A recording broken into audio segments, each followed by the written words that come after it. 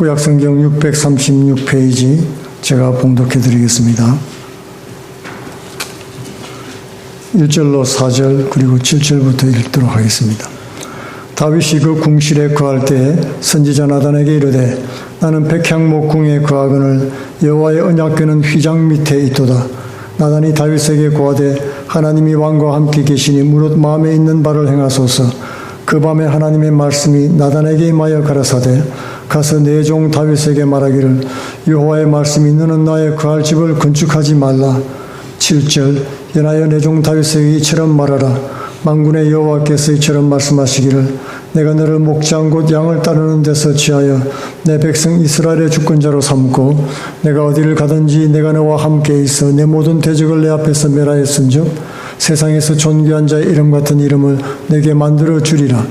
내가 또 내 백성 이스라엘을 위하여 한 곳을 정하여 저희를 심고 저희로 자기 곳에 거하여 다시는 옮기지 않게 하며 악한 유로 전과 같이 저희를 해하지 못하게 하여 전에 내가 사사를 명하여 내 백성 이스라엘을 다스리던 때와 같이 않게 하고 또 내 모든 대적으로 내게 복종하게 하리라.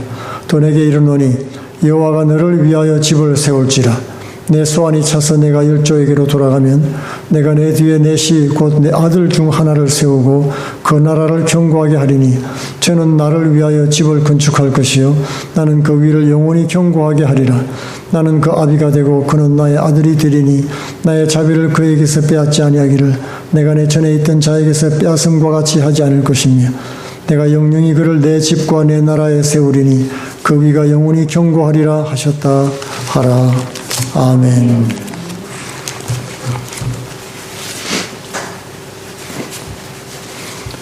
오늘은 다윗과 솔로몬의 비전 나눔이란 제목으로 은혜를 나누기를 원합니다. 이 비전을 나눈다는 것은 같은 꿈을 꾼다 하는 뜻입니다. 이 반대말이 있다면 뭐가 있을까요? 동상이몽이 있겠죠. 같은 침상에서 누워 있어도 다른 꿈을 꾸는 것입니다. 오월동주란 말도 있습니다. 오나라와 월나라 군사들이 우연히 한 배에 같이 타게 됐습니다. 무슨 일이 일어날까요? 무슨 일이 일어날지 난리가 한판 나겠죠. 서로 다른 꿈을 꾸고 있는 것입니다. 오늘 다윗과 솔로몬은 같은 꿈을 꾸고 그 비전을 나눈 이야기입니다. 이 비전이란 말을 많이 사용하는데 교회 건물에 비전 센터 이렇게 붙이기도 하고 단기 선교할 때 비전 취입 그렇게 붙이기도 하죠. 사전에서 비전을 보면 장래 상황이나 이상 또는 전망으로 나와 있습니다. 그러나 우리가 보통 당신의 비전이 무엇입니까? 라고 부를 때 이런 전망이라든지 이상 그런 걸 물어보는 건 아니죠. 장래의 꿈이 뭐냐고 묻는 것입니다. 꿈이나 꿈을 이룰 계획이 있느냐 그런 뜻으로 묻는 것이죠. 근데 구약 성경에서의 비전은 상당히 의미가 또 다릅니다. 히브리어 하존이란 말인데 보인 것 그런 뜻이에요. 구체적으로 말하면 하나님이 보여주신 것 그것을 비전이라고 하는 것입니다. 구약식으로 당신의 비전이 뭡니까? 라고 물으면 하나님이 당신에게 보여준 것이 뭡니까? 이렇게 뜻이 되는 거죠. 이사야 1장 1절에도 이사야를 비전을 본 사람 그렇게 소개하고 있습니다. 이사야 1장 1절에 아모스의 아들 이사야가 유다와 예루살렘에 관해서 본 계시라. 계시는 비전이죠. 구약에서의 비전은 과거에 하나님이 보여주신 것이 무엇이냐고 묻는 것이고 현대 교회에서 이 비전은 장래의 꿈이 무엇이냐고 묻는 것입니다. 오늘 다윗과 솔로몬의 비전 나눔이라는 것은 바로 함께 나누었던 꿈을 말하고 있는 것입니다. 그러면 다윗과 솔로몬이 함께 나누었던 꿈과 소망이 무엇이겠습니까? 오늘 말씀해 보니까 성전 건축이었습니다. 솔로몬과 다윗이 다스렸던 그 기간은 한 80년 정도 되는데 이 기간은 이스라엘 역사의 가장 전성기였습니다. 이때 두 왕이 함께 공유한 비전이 바로 성전 건축이었다는 것입니다. 다윗이 계획하고 준비한 후에 솔로몬이 건축을 완성했습니다. 이스라엘 백성은 바벨론 포로에서 돌아왔지만 아직 독립을 하지 못했죠. 그러므로 이스라엘은 성전을 중심으로 공동체를 이루고 신앙생활을 했던 것입니다. 그렇기 때문에 이스라엘 민족에 있어서 성전이라는 것은 굉장히 중요했던 것입니다. 오늘 본문 역대상 17장에 성전 건축 비전이 처음으로 나와 있습니다. 1절에 다윗이 그 궁중에 거할 때에 선지자 나단에게 이르되 나는 백향목 궁에 거하거늘 여호와의 언약궤는 휘장 밑에 있도다. 휘장은 천막을 말하는 것입니다. 아름다운 궁전에 사는 다윗이 천막 가운데 있는 하나님의 궤를 보고 마음이 너무 송구스러웠습니다. 하나님은 천막 밑에 있는데 나는 이렇게 아름다운 집에 살고 있다니. 그래서 순전히 하나님을 높이기 위한 마음으로 성전을 건축할 비전을 가졌던 것입니다. 세상 사람들은 모두 자기 이름과 영광을 위해서 바벨탑을 쌓아가고 있죠. 바벨탑 비전이 무엇입니까? 그 탑의 꼭대기가 하늘에 닿게 해서 자기 이름을 내는 것입니다. 그 결과 인류는 분열되고 흩어지고 말았습니다. 그러나 다윗은 순수하게 하나님만을 경배하기 위해서 그 집을 지으려고 했다는 것입니다. 하나님은 이 다윗의 비전, 꿈을 기쁘게 받아주셨습니다. 그리고 도리어 다윗의 집을 지어주시고 그 집이 영원한 축복을 약속해 주었던 것입니다.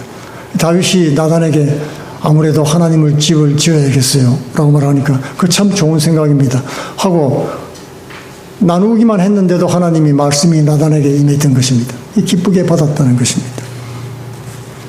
하나님이 지어주려고 약속했던 집은 다윗의 집안을 말하는 것입니다. 다윗 집안의 왕조가 영원히 보존되도록 해주겠다는 약속이었던 것입니다. 사무엘하 7장 16절에서는 내 집과 내 나라가 내 앞에 영원히 보존되고 내 왕위가 영원히 견고하리라 하셨다 하라. 그 유명한 바로 다윗 언약입니다. 하나님을 향한 순수한 비전이 하나님을 기쁘시게 하자 하나님의 놀라운 축복을 받았다는 것입니다. 비전만 가졌는데 하나님을 향한 꿈만 꾸었는데 하나님은 다윗을 놀랍게 축복해 주었다는 것입니다. 우리가 어떤 마음을 가지고 살아야 할지 이 대목에서 깨달을 수가 있습니다. 하나님이 즐거워하고 기뻐하시는 마음이 있는 것입니다. 다윗이 하나님 마음에 합한 생각과 비전을 가졌기 때문이죠. 하나님은 다윗을 축복해서 그 후손에게 그리스도를 보내고 인류를 구원할 위대한 비전이 있었습니다. 그런데 마침 다윗이 하나님께 복받을 마음을 품은 것입니다. 복을 안 줄 수가 없죠. 하나님의 꿈과 비전은 말씀을 통해 주시는 씨앗과 같은 것입니다. 성도가 그 꿈의 씨앗을 귀한 것으로 알고 품기만 하면 하나님은 그 마음을 귀하게 보시고 열매를 맺는 복을 내려 주신다는 것입니다.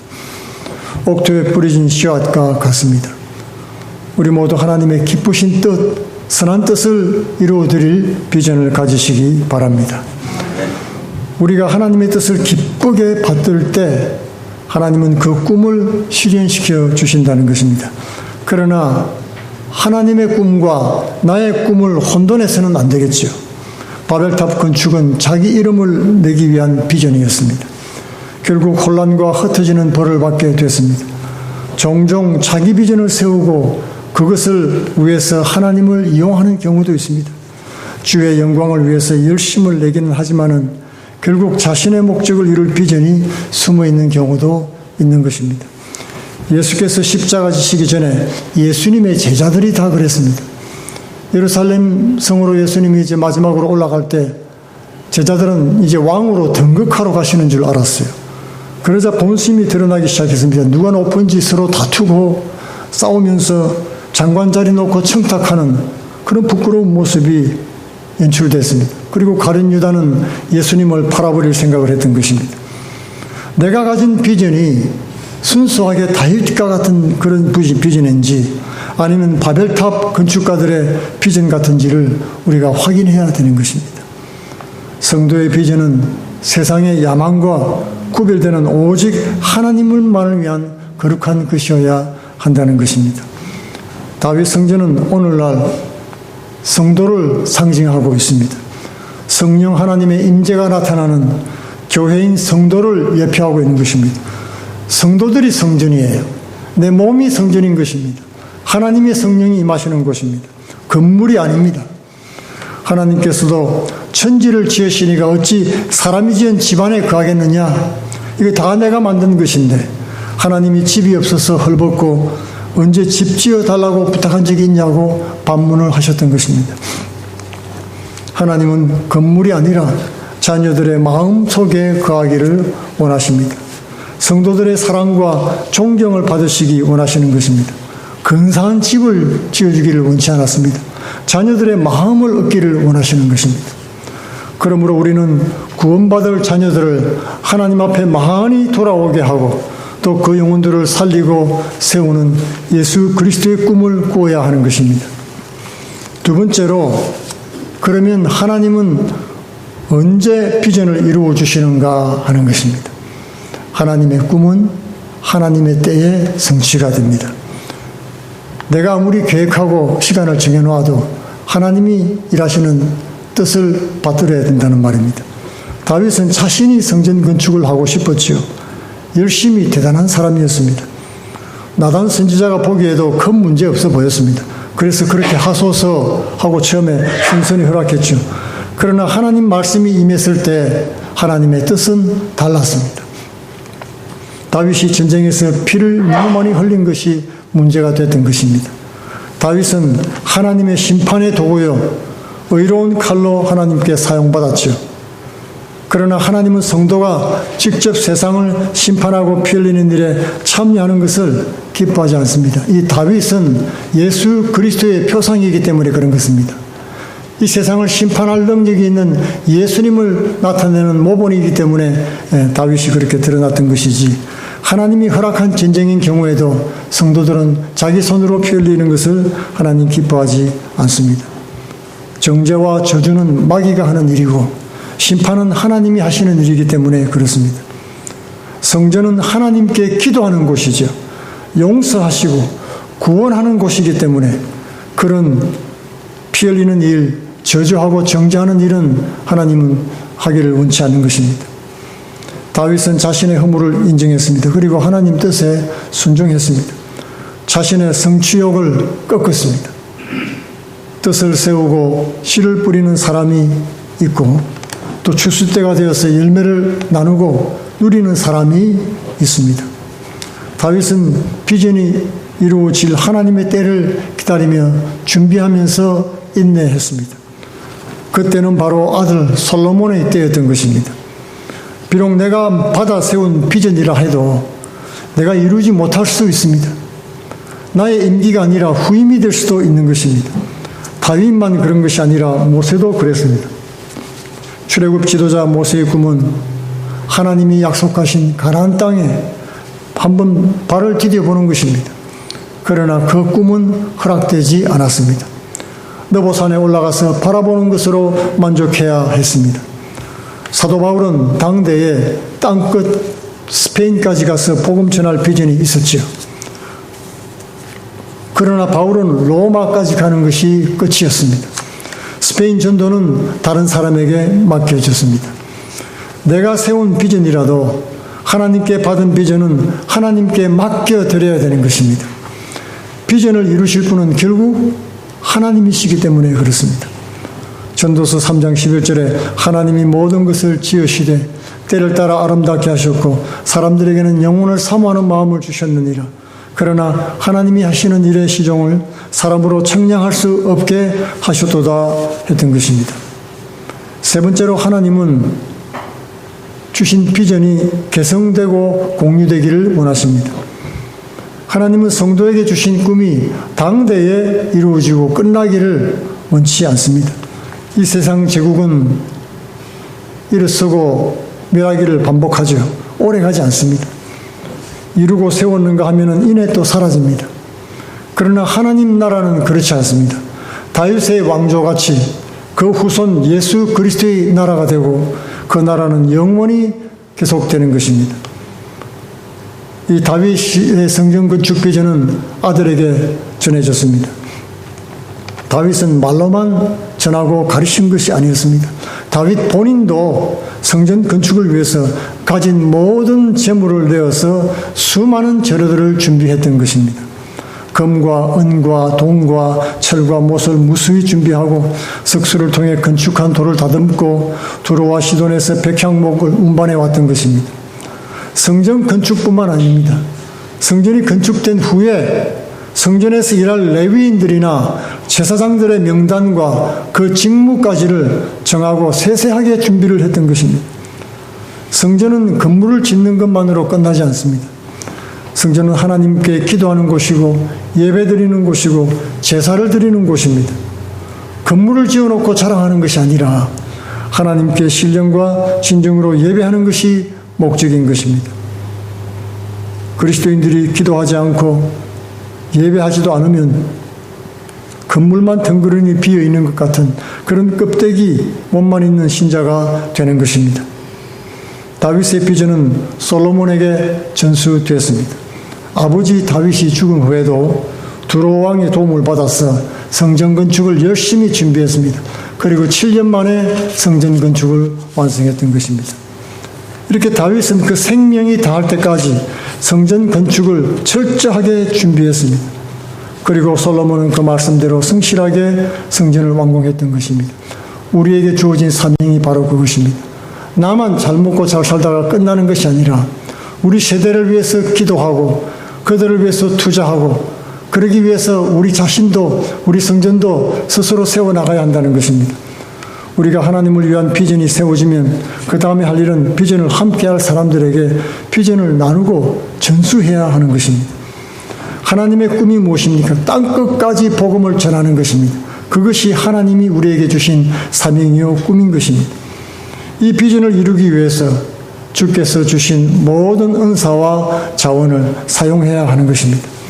그리고 신실하게 준비하고 힘을 다해 비전을 이루어 나가는 것입니다. 네 번째로 하나님의 꿈과 비전은 멀리 보아야만 하는 것입니다. 다윗과 솔로몬의 비전 성전 건축은 두 세대를 통해서 이루어졌습니다. 다윗이 감동을 받아서 비전을 세우고 준비한 후에 솔로몬이 꿈을 이어받아 성취했습니다.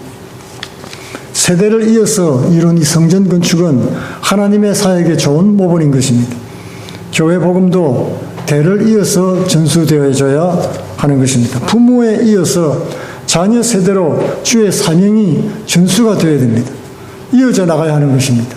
부모 세대로 끝나서는 절대로 안 됩니다. 다윗과 솔로몬 같이 나라도 교회도 가정도 우리 시대에 필요한 장기적인 안목과 비전이 있습니다. 지난 수요일에 우리 강영관 선교사님 선교 보고를 들었지요.